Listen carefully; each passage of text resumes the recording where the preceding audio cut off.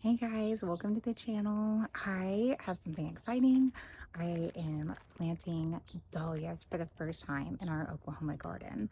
I've heard that they can be very tricky here. I know that they are more apt to come with it's some type of fungus or something whenever you buy them from the big box stores. But I just didn't want to invest heavily in dahlias whenever I've heard that they can have a lot of pest pressure here. So I just wanted to try them out, and I found all of these on clearance at Home Depot. So if you have grown dahlias, especially in Oklahoma or really hot, humid areas, please let me know any tips and tricks that you have. But I feel like these really go with our color palette too in the garden. So this first one is called Crazy Love.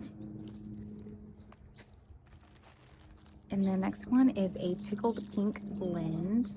I think this is so pretty, especially for our shed garden area.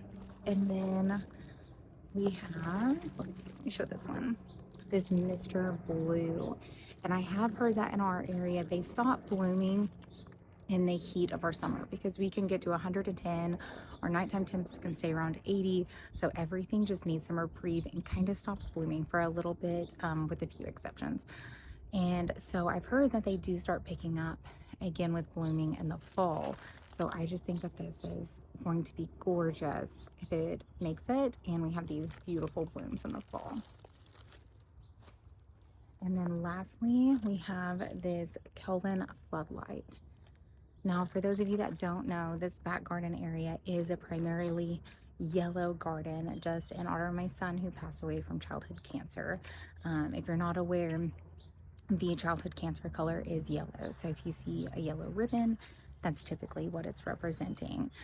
So with the exception of a few things that help yellows pop, like the larkspur, it either has yellow foliage, chartreuse foliage, it turns yellow in the fall, or it has yellow blooms, primarily over here, just in remembrance of him.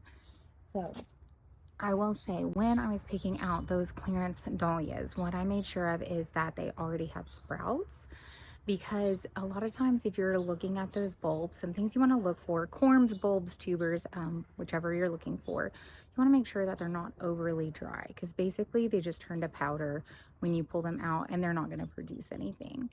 The other thing you want to watch for is rot. So that's one thing that you can see a lot in those packages, especially if they get damp, if they're kept outside, is they just rot. And if you put a rotting bulb in the ground, it's not going to work.